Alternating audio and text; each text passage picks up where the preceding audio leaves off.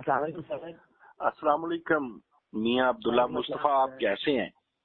अल्लाह का शुक्र सर, आप ठीक ठाक हैं? मियां अब्दुल्ला मुस्तफा, मुझे आपसे एक ऐसा सवाल करना है अपने व्यूअर्स और अपने लिसनर्स के लिए जो मैं नहीं उन्हें समझा पाया, और मैं समझता हूं कि आप आम फहम जबान में मेरे स्टूडेंट्स को, मेरे लिसनर एंड व्यूअर्स को ये बात बता दें और सिखा देंगे। क्वेश्चन ये है कि व्हाट इज एंटरप्रेन्योरशिप? अच्छा, नहीं मुझसे तो बहुत शुक्रिया, आपने बहुत ही आज के हवाले से रेलिवेंट सवाल है के वाले से। सर, एंटरप्रेन्योरशिप जो है ना, इसको दो तरीके से डिफाइन किया जाता है। एक जो इसकी सही डेफिनेशन है वो है pursuing an opportunity respective of availability of resources. सही। आप पैसों के बगैर पैसा कैसे बना सकते हैं, इसको आम सादा अल्फाज के अंदर अगर हम बयान करेंगे तो वो ये है कि आपके पास कोई ऐसा आइडिया है, आपके पास कोई ऐसी प्रोडक्ट है, आपके पास कोई ऐसी टेक्नोलॉजी है, आपके पास कोई भी ऐसी सलाहियत है कि आप उसके जरिए बगैर पैसों के पैसा बना सकते हैं। यानी मैं ये समझूं कि बगैर पैसे के पैसा बनाना किसी आइडिया पे बेस करके या किसी स्किल पे बेस करके, मैं सही समझा हूं जी? जी बिल्कुल बिल्कुल बिल्कुल ठीक। आजकल जो हमारे कुछ लोग एंटरप्रेन्योरशिप को ये कहते हैं कि किसी एक ऐसे काम को जदीद अंदाज से करना या बेहतर अंदाज से करना, जो पहले अभी हो रहा हो लेकिन उसको बेहतर अंदाज से करना, ये भी एंटरप्रेन्योरशिप है। तो वो भी इसी के अंदर आ जाती है, क्योंकि हम एक आइडिया नया जब लाते हैं तो ही हमें उस पर या कोई नई चीज लाएंगे तो ही हम बगैर पैसे के पैसा बना पाएंगे। मियां अब्दुल्ला मुस्तफा, मुझे ये बताइएगा कि अब जो अमर्जिंग ग्लोबल ट्रेंड्स है यूनिवर्सिटीज के, उसमें कहा जाता है कि आइंदा यूनिवर्सिटीज एंटरप्रेन्योरशिप के बगैर नहीं चल पाएंगी। तो ये यूनिवर्सिटीज एंटरप्रेन्योरशिप के बगैर नहीं चल पाएंगी, हम इसे कैसे समझें? अच्छा, इसके सर दो एंगल्स हैं सर। एक तो ये एंगल है कि यूनिवर्सिटीज बगैर एंटरप्रेन्योरशिप इसलिए नहीं चल पाएंगी क्योंकि पूरी दुनिया के अंदर, पाकिस्तान समेत बड़े बाहर के ममालिक के अंदर भी जो MBA या BBA कराया जाता था वो इसलिए करवाया जाता था ताकि लोगों को नौकरियां दिलवाई जा सके। सही। और वो इसलिए रेलिवेंट था क्योंकि 1960s के बाद जब इंडस्ट्रियल रेवोल्यूशन आया तो हमें नौकर चाहिए थे कि जिनको हम एक सेट पैटर्न के ऊपर चला दें और वो एक बड़ी मशीनरी के छोटा पुर्जा बन के उस मशीनरी को चलाते रहे और वो इंडस्ट्री चलती रही। सही। दुनिया के हालात बदल गए हैं, 2000 के बाद टेक्नोलॉजी क्योंकि आ गई है तो अब बंदों की जरूरत कम होती जा रही है। अब ज्यादा जरूरत आपको लोगों, अक्लमंद लोगों की है जो अपनी अकल को इस्तेमाल करें, अपनी सलाहियत को इस्तेमाल करें। यानी सर्वाइवल ऑफ द फिटेस्ट है बादशाह जी, समहाउ अब उस तरह नहीं चल पाएगा जिस तरह पहले चलता था। सही। इस वक्त पूरी दुनिया के अंदर पाकिस्तान और बाकी बड़े ममालिक में भी ये मसला हो गया है कि उनको अपने ग्रेजुएट हैं उनके लिए नौकरियां तलाश करवाना मुश्किल हो गया। जर्मनी हो, अमेरिका हो, कनाडा हो, न्यूजीलैंड हो, इन ममालिक में भी ऐसे ही है। पाकिस्तान जैसे ममालिक में तो खैर बहुत ज्यादा हालात खराब है। पिछले कई साल से जो इंजीनियर हमारे ग्रेजुएट हो रहे हैं उनको नौकरियां नहीं मिल रही क्योंकि अब पेट्रोलियम जिस तरह जरूरत रही, अब PSO ने पिछले 8-7 साल में एक भी एम्प्लॉय नहीं किया बंदा, यानी रेगुलर बेस पे नहीं किया, परमानेंट एम्प्लॉय नहीं रखा। तो वो अब हमारी उस तरह जरूरतें एम्प्लॉयमेंट की कम होती जा रही हैं। अगर हमने सर्वाइव करना है तो उसके लिए हमें जॉब सीकर की बजाय जॉब क्रिएटर रहने पड़ेंगे। तो इसलिए यूनिवर्सिटीज को ये जरूरत है, यूनिवर्सिटीज की, कि वो अपने कंटेंट के अंदर डेवलपमेंट करें, अपने कंटेंट को चेंज करें। 1960s वाला कंटेंट अब रेलेवेंट हो गया, ऑब्सोलीट हो गया। अब उनको 2020 का कंटेंट पढ़ाना पड़ेगा। इस कंटेंट के अंदर हम ये पढ़ाएंगे कि आपने इस पढ़ाई के बाद और इस पढ़ाई के दरमियान भी बहुत सारे काम स्टार्ट किए जा सकते हैं, और इस पढ़ाई के बाद आपने अपने कामों को कैसे, अपना काम कैसे स्टार्ट करना है ताकि आपकी वजह से इकोनॉमी के ऊपर बोझ है ना क्रिएट हो, आपकी वजह से इकोनॉमी बेहतर हो रही हो, आप लोगों को 5-7 लोगों को जॉब दें बजाय इसके कि आप खुद भी जॉब तलाश करने वाली क्यों में। तो अगर यूनिवर्सिटीज ये कंटेंट पढ़ाएंगी तो यूनिवर्सिटीज की रैंकिंग, यूनिवर्सिटीज की चीजें बेहतर होंगी। अगर वो नहीं पढ़ाएंगी तो फिर यूनिवर्सिटीज ऐसी ये तो हो गया पढ़ाने के हवाले से, लेकिन यूनिवर्सिटी खुद क्या करे? जी जी, हाँ जी बिल्कुल। पहला एंड तो ये खाना के बच्चे जो उनकी प्रोडक्ट है, क्योंकि यूनिवर्सिटी की जो प्रोडक्ट है ना वो तो बच्चा है ना जो ग्रेजुएट हो रहा है, तो वो प्रोडक्ट भी ऐसी होनी चाहिए जो मार्केटेबल हो, जिसको जब वो निकले तो उसको फायदा हो। पहली चीज तो ये थी। अब दूसरा एंगल है यूनिवर्सिटी इसको कैसे करें। इसको ये है कि हम इसके लिए दूसरी टर्म थोड़ी सी इस्तेमाल करते हैं, इंट्राप्रेन्योरशिप। पहले मैं थोड़ा सा ये पहले हूँ कि इंट्राप्रेन्योरशिप क्या होती है। इंट्राप्रेन्योरशिप ये होती है कि हम ये कहते हैं कि दुनिया में हर बंदा हर काम नहीं कर सकता। हम ये नहीं कहते कि हर बंदा ही कारोबार करेगा। तो कुछ लोग ऐसे होते हैं कि हम उसको कहते हैं कि उनका एंटरप्रेन्योरियल माइंडसेट आप बना दें। एंटरप्रेन्योरियल माइंडसेट ये होता है कि आपने थोड़े रिसोर्सेज से कैसे ज्यादा काम करना है। सही। तो जब आप एंटरप्रेन्योरियल माइंडसेट बना देते हैं लोगों का, तो वो एंटरप्रेन्योरशिप ये करते हैं कि जो यूनिवर्सिटीज के अंदर काम होने हैं, नए रिसोर्सेज लगने हैं, नई डेवलपमेंट होनी है, तो उसमें अभी हमारे इतने ज्यादा रिसोर्सेज आया होते हैं और काम बहुत थोड़ा होता है। तो अगर हम उसको उन रिसोर्सेज को बेहतर तरीके से इस्तेमाल कर लें तो हम थोड़े रिसोर्सेज से ज्यादा काम कर सकते हैं। जैसे हमारी यूनिवर्सिटीज के अंदर बहुत ज्यादा जो फैकल्टी मेंबर्स हैं वो होते हैं, उनके पेटेंट्स के जरिए वो अपनी चीजें कर सकते हैं। इसी तरह जो हमारी यूनिवर्सिटीज के अंदर जो डिफरेंट कैफेज होते हैं, डिफरेंट चीजें होती हैं, हम उनको एंटरप्रेन्योरशिप के तौर पे इस्तेमाल करके यूनिवर्सिटी की अर्निंग का जरिया बना सकते हैं। यूनिवर्सिटी की लैंड बहुत ज्यादा वेस्ट हो रही होती है और इस तरह डिफरेंट हमारी जो गवर्नमेंट यूनिवर्सिटीज हैं उनके लिए ज्यादा ये बात रेलिवेंट है। सर जो प्राइवेट यूनिवर्सिटीज वाले होते हैं वो तो ओनर समझदार होते हैं क्योंकि वो उसको बिजनेस के तौर पर चला रहे होते हैं, तो वो उन चीजों को उसी तरह चल रहे होते हैं।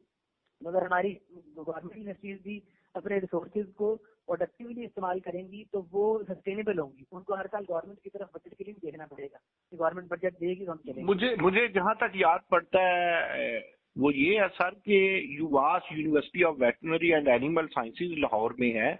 माजी में उनके वाइस चांसलर थे डॉक्टर तलत पाशा। तो उन्होंने कुछ इस तरह का मॉडल उस यूनिवर्सिटी में दिया था। आप देखते हैं वो एजुकेशन यूनिवर्सिटी के वाइस चांसलर है, वहां क्या मॉडल देते हैं। लेकिन मेरा एक छोटा सा क्वेश्चन है, एक यूनिवर्सिटी फैसलाबाद में है, वो तो बहुत कुछ कर सकती है क्योंकि फैसलाबाद इंडस्ट्रियल सिटी है। ऑन द अदर हैंड एक यूनिवर्सिटी पहाड़ों की गोद में है, जिस तरह हम एक मदर यूनिवर्सिटी कह लीजिए आजाद कश्मीर की यूनिवर्सिटी ऑफ आजाद जम्मू कश्मीर। तो अब आजाद ये जो यूनिवर्सिटी ऑफ आजाद जम्मू कश्मीर है, ये किस तरह का एंटरप्रेन्योरशिप जो है उसे अप्लाई कर सकती है? फिर इसमें एक और एंगल ये होता है डिफरेंट यूनिवर्सिटीज के लिए, जैसे फैसलाबाद यूनिवर्सिटी हो या कोई भी यूनिवर्सिटी हो, इसमें एक एंगल ये होता है कि उस इलाके की जो कंपनीज हैं या उस इलाके की जो इदारे हैं उनको अपने कामों के लिए कई दफा हेल्प चाहिए होती है। फॉर एग्जाम्पल एक कंपनी है या एक बैंक है आजाद कश्मीर के अंदर, उसको एक हेल्प चाहिए कि हमारे बैंक के लिए कोई रिसर्च कर दे। तो वो बैंक यूनिवर्सिटी इतनी पावरफुल होनी चाहिए कि वो बैंक किसी कंसल्टिंग कंपनी के पास जाने के बजाय यूनिवर्सिटी ऑफ आजाद कश्मीर के पास जाए और उससे कहे कि जी हमें मार्केट रिसर्च करवानी है, आप अपने प्रोफेसर और स्टूडेंट्स की एक टीम बनाएं और वो टीम बना के आप ये हमारी रिसर्च करवा दें। अब ये रिसर्च जो है ये प्रोफेसर के लिए भी रेलिवेंट है, प्रोफेसर के फ्यूचर में भी काम आएगी और उस कंपनी के लिए भी रेलिवेंट है। वो कंपनी यूनिवर्सिटी को पे करेगी।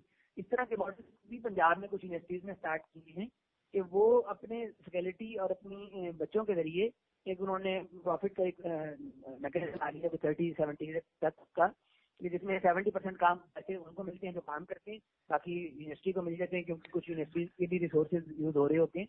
तो इस तरह की चीजें कुछ की जा सकती हैं। अब्दुल्ला मुस्तफा, मुझे ये बताइए कि हम अब एक मरी में यूनिवर्सिटी बनने जा रही है या अब एक यूनिवर्सिटी है वो हरिपुर में है, या ये जो यूनिवर्सिटी आजाद जम्मू कश्मीर है ये टूरिज्म के साथ कैसा किसी तरीके से एंटरप्रेन्योरशिप को सिंक्रोनाइज कर सकते हैं क्या? बिल्कुल बिल्कुल ऐसे ही मैं उसी तरह कि जो यूनिवर्सिटीज हैं जो पहाड़ों में है वो उनके पास तो एक बहुत बड़ा रिसोर्स है वो जो है टूरिज्म का। और मेरे ख्याल में 2021 के बाद जो हालात आएंगे, तो 2021 आने ही वाला है, एक पोस्ट कोविड एरा के अंदर टूरिज्म जो है वो बहुत बड़ी इंडस्ट्री बन के उभरेगी और पाकिस्तान अगर चाहे तो वो इस टूरिज्म के सेक्टर से बहुत ज्यादा अच्छा अर्न कर सकता है। अपनी फॉरेन करेंसी इन्वेस्टमेंट लोगों को मिल सकती है और पाकिस्तान के अंदर भी फायदा हो सकता है लोगों को। इसमें यूनिवर्सिटीज के जो बच्चे हैं वो अपनी डिफरेंट कंपनीज बना सकते हैं टूरिज्म टूर्स की, क्योंकि वो लोकल लोग होते हैं, उनको बहुत सारी चीजें पता होती हैं, वो वहाँ पे गाइड के तौर पे काम कर सकते हैं। हमारे आप जब डेवलप कंट्रीज में जाएं तो वहाँ पे अगर आप टूर गाइड दें तो 80% लोग स्टूडेंट्स होते हैं। सही। स्टूडेंट्स हमारे टूर गाइड के तौर पे काम कर सकते हैं। हमारे कुछ स्टूडेंट्स जो हैं वो एक टूर कंपनी बनाना बहुत आसान हो गया। अब तो आप बस वालों से राब्ता करें और उनसे कहें जी कि हम जो क्लाइंट लेके आएंगे उसमें हमारी इतनी परसेंटेज होगी। इसी तरह होटल वालों से राब्ता करें, उनसे कहें हम आपको क्लाइंट ला के देंगे। होटल से अब्दुल्ला मुस्तफा एक चीज याद आई, अगर यूनिवर्सिटी के डिफरेंट हिली एरिया में कैंपसेस हों तो क्या वो वहां पे उन कैंपसेस में अगर बनाएं अपने गेस्ट हाउसेज और उनको मैनेज करें यूनिवर्सिटीज, तो क्या ये फैशन अप्लाई हो सकता है?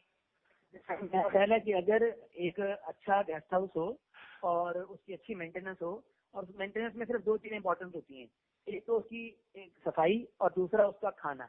अगर ये दो चीजें किसी भी गेस्ट हाउस की अच्छी हों तो लोग बड़े बड़े होटल छोड़ के गेस्ट हाउस में रहने के लिए इसको मजीद सिंपलीफाई भी तो किया जा सकता है ना अब्दुल्ला मुस्तफा। आप गेस्ट हाउस या होटल की बजाय मोटेल की तरफ आए कि आप रहायश फ्राहम करें, सिर्फ सफाई का मसला हल करें, लोग अपनी कुकिंग खुद कर सकते हैं, ये और आप सिंपलीफाई कर सकते हैं। अभी मैं आपको एक छोटी सी बात बताऊं कि यूनिवर्सिटी ऑफ बलूचिस्तान सकर्दू में है, वहाँ प्रोफेसर डॉक्टर नईम खान हैं, वो बड़ा काम कर रहे हैं और वो अपनी यूनिवर्सिटी को बड़े ऊपर के लेवल पे ले गए, लेकिन अभी वो चीजें नजर नहीं आ रही। वो भी तो टूरिज्म के लिए बहुत कुछ कर सकते हैं। आप क्या कहते हैं? ये बिल्कुल, जितनी भी यूनिवर्सिटीज ऐसी लोकेशन पे हैं, यूनिवर्सिटी ऑफ गिलगित हो गई या ये हरिपुर यूनिवर्सिटी है, मरी यूनिवर्सिटी भी बन रही है कोसारी यूनिवर्सिटी के नाम से, और बाकी यूनिवर्सिटीज जो इस तरह की हैं ये काफी काम कर सकती हैं। इसी तरह दूसरे साइड पे हमारे जनूबी पंजाब के अंदर भावलपुर के पास जो यूनिवर्सिटीज हैं, जैसे इस्लामी यूनिवर्सिटी पुरानी है, चोलिस्तान यूनिवर्सिटी बनी है, इस तरह की ये यूनिवर्सिटीज है, ये भी अपने पास सहरा की अपनी वो होती है टूरिज्म। नहीं तो सहरा में क्या टूरिज्म से हटके सहराई यूनिवर्सिटियां, सहराई यूनिवर्सिटी अपने अंदर से ऑर्गेनाइजेशन कर सकती हैं, जो हमारी रैलियां होती हैं और इस तरह की डिफरेंट चीजें होती हैं सहरा के वाले से, तो वो उसमें भी उनके लिए भी यूनिवर्सिटीज जो है वो असल में ना, ये हम जैसे मैंने पहले भी जिक्र किया था कि एंटरप्रेन्योरियल माइंडसेट जो होता है ना, वो इसी का नाम होता है कि आप इस खोज में लगे रहे कि मुझे कैसे कोई अपॉर्चुनिटी मिले और मैं उसको अवेल करूं, चाहे वो एज ए ह्यूमन बीइंग हो, चाहे वो एज ए कंपनी हो, चाहे वो एज ए यूनिवर्सिटी हो। यूनिवर्सिटी का वाइस चांसलर इतना समझदार होना चाहिए, इतना अलर्ट होना चाहिए, इतना एंटरप्रेन्योरियल होना चाहिए कि उनको ये पता हो कि मेरे अराउंड, मेरी सराउंडिंग में कौन सी ऐसी अपॉर्चुनिटी है जिससे यूनिवर्सिटी। वैसे तो यूनिवर्सिटियों के वाइस चांसलर अब्दुल्ला जरूरत से ज्यादा समझदार है, लेकिन यही बात आपकी ठीक है कि उनमें एंटरप्रेन्योरशिप जो है उसको समझने का मादा होना चाहिए।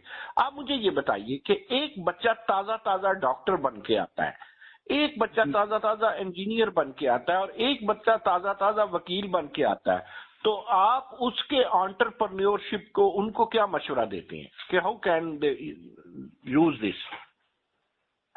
सर ये डिफरेंट जो हमारे ग्रेजुएट्स हैं ना, वो डिफरेंट अपनी जो फील्ड हैं उसमें वो एंटरप्रेन्योरियल एक्टिविटीज कर सकते हैं। वकला हजरात तो पहले ही मेरा ख्याल है एंटरप्रेन्योरशिप की तरफ ही होते हैं, क्योंकि वो ज्यादातर थोड़ी सी उनको गाइडेंस चाहिए होती है अपने सीनियर से, उसके बाद वो अपने नंबर बना लेते हैं, अपनी चीजें कर लेते हैं। और अब तो रिसेंट एग्जाम में कुछ एक दो ऐसे भी नई चीजें आई हैं। कोई वकला के लिए कुछ स्पेसिफिक एग्जांपल, वो एंटरप्रेन्योरशिप कर रहे होते हैं और लोगों को पता नहीं होता कि they are already doing this one. जी बिल्कुल। एक तो चीज ये है कि अभी एक हमारे रिसेंट इरा के अंदर एक किसी ने ऐप भी ऐसी बनाई है कि जो आप उनको लीगल कंसल्टेंसी अपने मोबाइल ऐप से ले सकते हैं। और एक कोई हमारी नई ऐप ऐसी भी आई है, मोबाइल एप्लीकेशन कुछ वकला हजरात ने बनाई हैं जो काफी अच्छी हैं और इंटरनेशनली उनकी काफी ज्यादा रिकग्निशन भी हुई है और उनको अच्छी कुछ इन्वेस्टमेंट भी लोगों ने की है उसमें, जिसमें अगर आपने कोई लीगल अपना एग्रीमेंट बनाना है तो आप अपना नाम वगैरह चीजें सिर्फ शेयर कर दें उनको, वो एक लीगल एग्रीमेंट आपका ऑटोमेटिक बन के आपके पास आ जाएगा। क्योंकि बहुत सारे आम लोगों को लीगल जबान नहीं पता होती, हमारी एक सरकारी जबान होती है लीगल, तो इस तरह की कुछ लोगों ने एप्लीकेशन बनाई हैं, तो वकला हजरात ये काम कर सकते हैं। इसी तरह डॉक्टर की मेरी आपकी राय में 80% लोग जो वो एंटरप्रेन्योर होते ही हैं, क्योंकि जो अपना उनका अपना जो उनका क्लिनिक है वो एंटरप्रेन्योरशिप ही होती है एक तरह की, क्योंकि वो किसी के पास जॉब नहीं कर रहे, अपना काम कर रहे हैं, तो वो भी एक एंटरप्रेन्योरशिप का एंगल है। लेकिन इसमें मेरा ख्याल है कि डॉक्टर्स हजरात आज नई कुछ एप्लीकेशन भी आ गई हैं, महाम और इस तरह के नाम से, जो डॉक्टर्स को उनके पेशेंट्स के साथ करती हैं, अपॉइंटमेंट ले लेते हैं। जी ठीक है, अपॉइंटमेंट ले लेते हैं, इतना ही काम किए जा सकते हैं।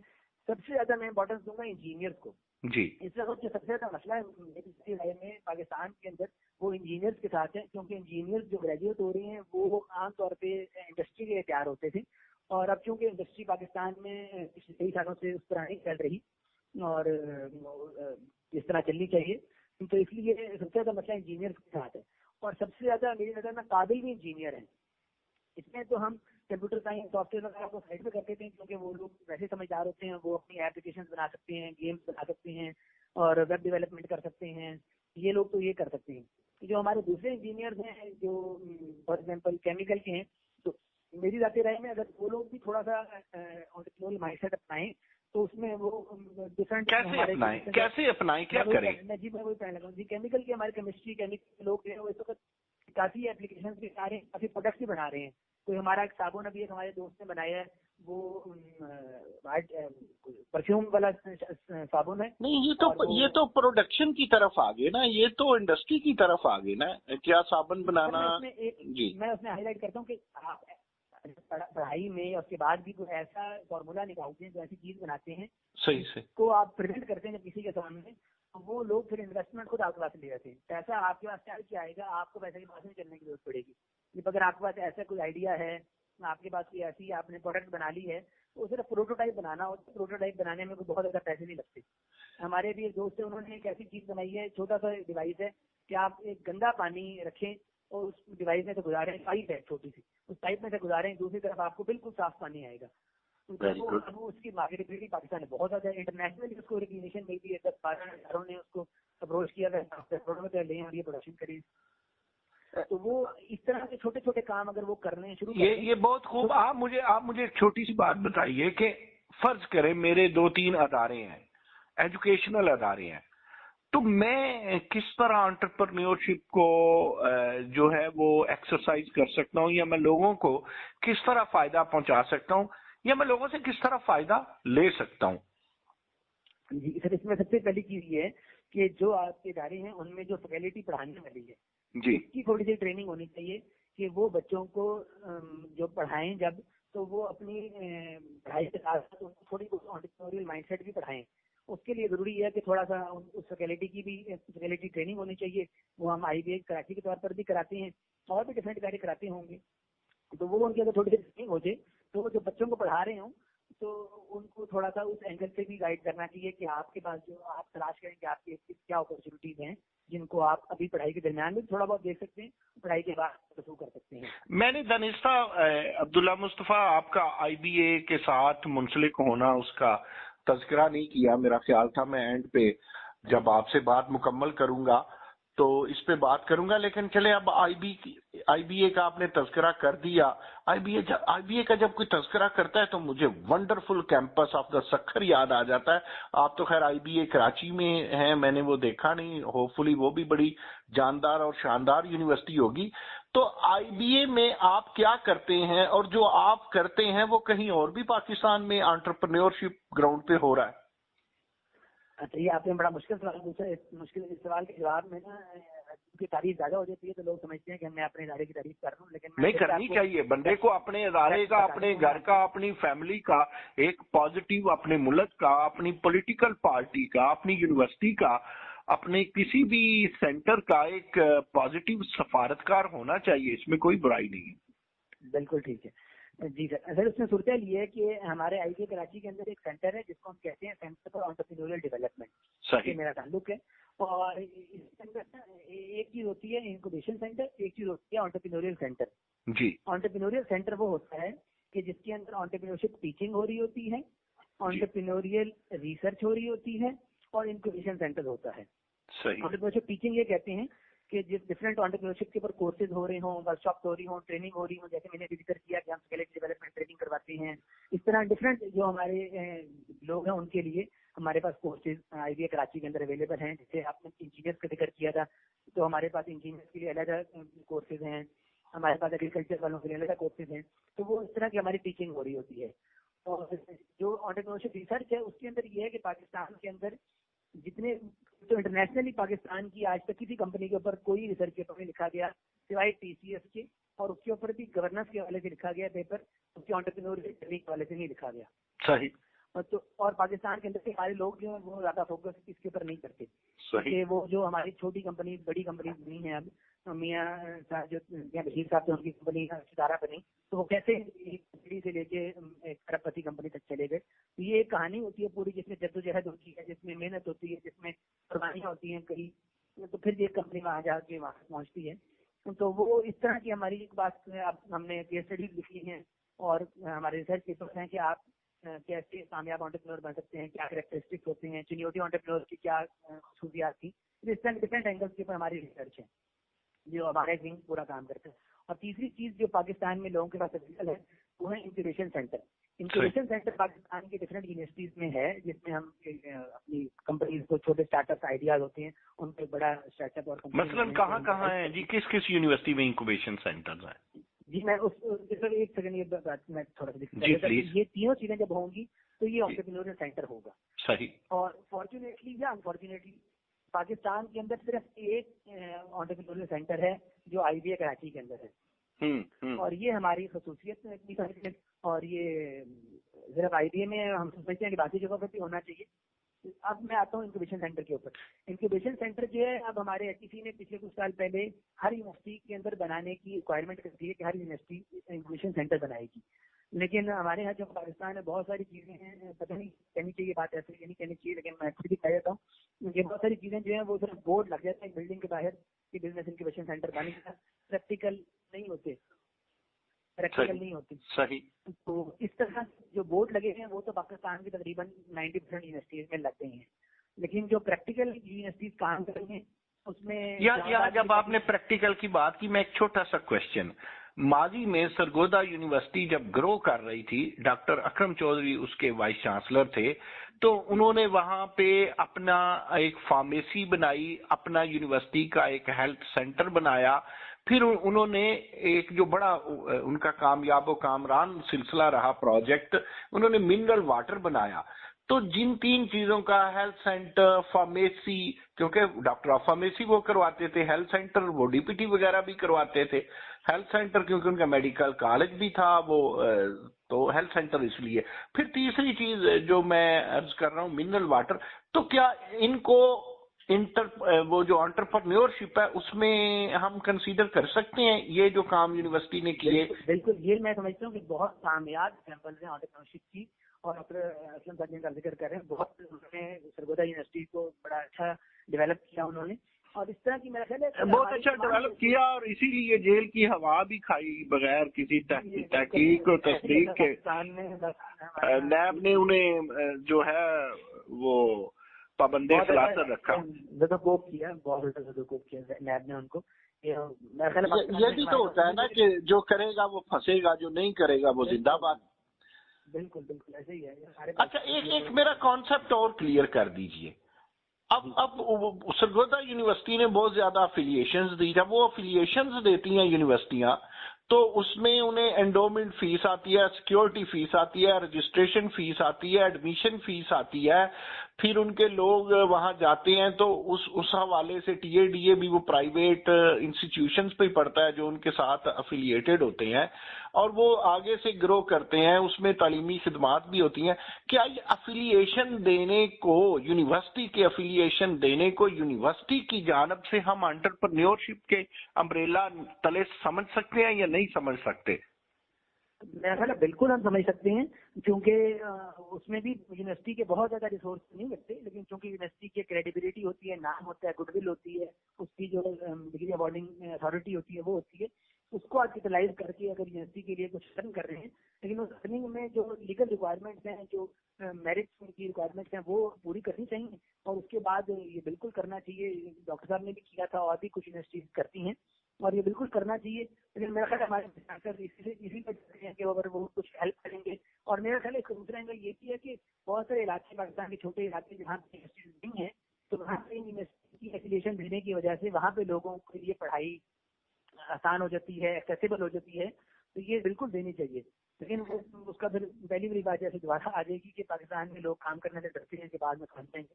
नहीं फंसना क्या। अब देखें ना, मेरा नहीं ख्याल कि किसी एचईसी को या किसी यूनिवर्सिटी को ये कैद लगा देनी चाहिए कि भाई इतना बड़ा रकबा हो। मिसाल के तौर पे मैं अब्दुल्ला मुस्तफा कहूंगा कि यूनिवर्सिटी कहती है जी मैं 1 डिपार्टमेंट दूंगी 1 कनाल पे, मैं 2 कनाल पे 2 डिपार्टमेंट दूंगी, मैं 3 कनाल पे 3 डिपार्टमेंट दूंगी, मैं 4 कनाल पे 6 डिपार्टमेंट दूंगी।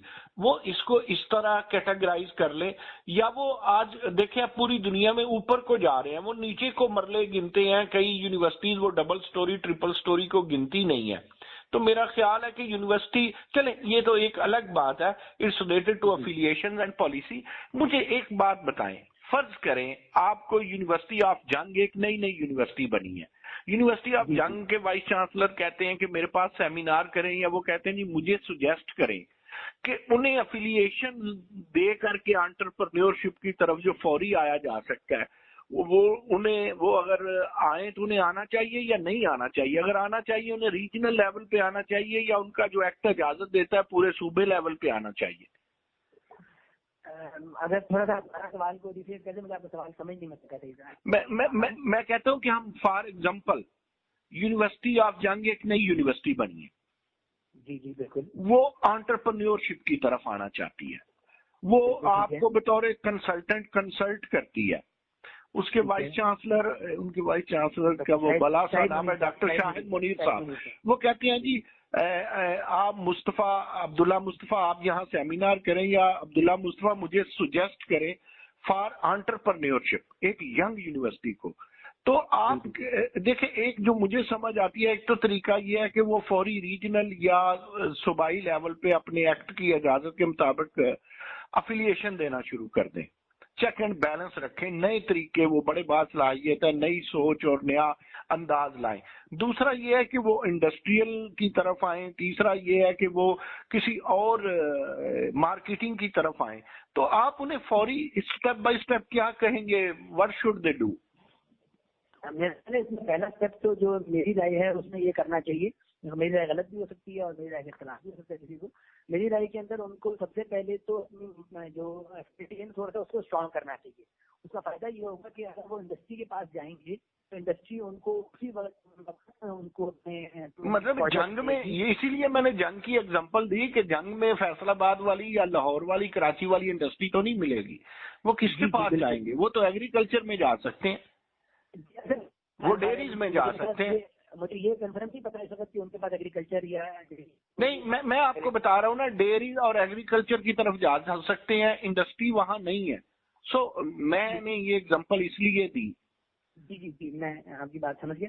मैं उनको एफिलिएशन भी देनी चाहिए, एफिलिएशन देने में कोई असरज नहीं है, तो उनका एक्ट उनको ज्यादा देते हैं, लेकिन उनको अपनी जो फैकल्टी डेवलपमेंट है उससे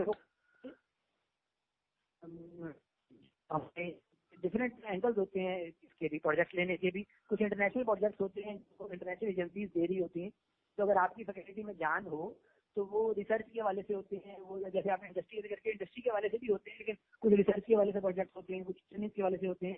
तो वो जो यूनिवर्सिटी के अंदर अगर जान है और यूनिवर्सिटी की फैकल्टी में अगर जान है, जैसे आप जिक्र कर रहे हैं वाइस चांसलर साहब बहुत उनकी डायनेमिक है, तो वो अगर इस तरह चाहें तो इस चीजों में भी अपनी हेल्प कर सकते हैं। देखिए वो केमिकल इंजीनियर हैं, पंजाब यूनिवर्सिटी में जो कोल इंस्टीट्यूट है उसके हवाले से वो पाकिस्तान लेवल के एक नामवर साइंटिस्ट हैं। तो इस तनाजर में मेरे ख्याल में वो कई तरफ बढ़ सकते हैं। आप क्या कहते हैं?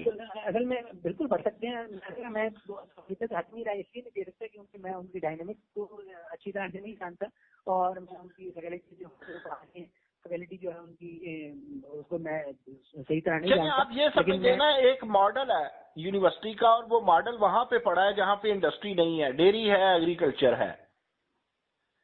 एग्रीकल्चर के अंदर भी काफी ऑप्शन है, इससे पता है एग्रीकल्चर में बहुत काम हो रहा है। हमारा हमसाया मुल्क जो है एग्रीकल्चर में कहीं से कहीं पहुंच गए, बहुत पीछे हैं। अनफॉर्चुनेटली अब्दुल्ला मुस्तफा उस पे तो एग्रीकल्चर यूनिवर्सिटियां नहीं कर रही, तो जंग यूनिवर्सिटी वो तो के अंदर ये बिल्ड हो जाए कि वो मेरा क्वेश्चन फिर वहीं पे है, और ये मेरा आखिरी क्वेश्चन है। कि उन्हें क्या करना चाहिए। उस यूनिवर्सिटी को एक मॉडल यूनिवर्सिटी आपको दिया, यंग यूनिवर्सिटी का, या कोई कहीं समझ इंडस्ट्री नहीं है, डेयरी है और वो है, तो उसमें उन्हें क्या करना चाहिए, पर्टिकुलरली क्या करना चाहिए?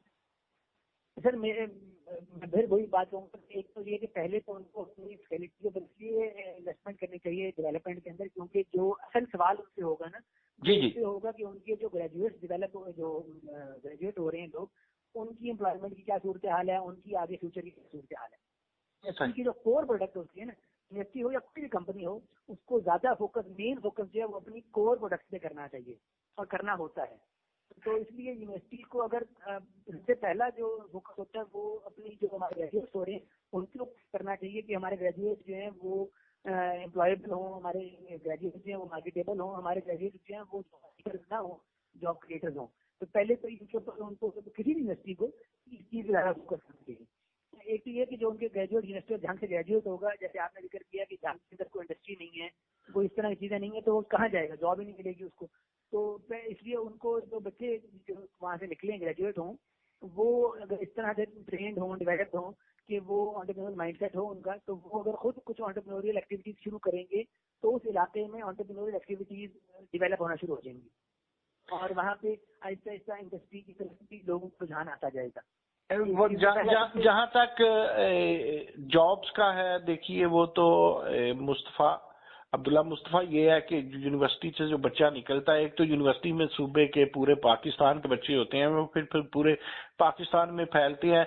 कोई भी मेहनती हो उसके लिए बहुत सारी जगह, मैं तो यहाँ तक कहता हूँ कि पाकिस्तान में ऐसे ही लोग कहते हैं कि काम नहीं मिलता, मैं कहता हूँ ढंग का काम करने वाले लोग नहीं मिलते।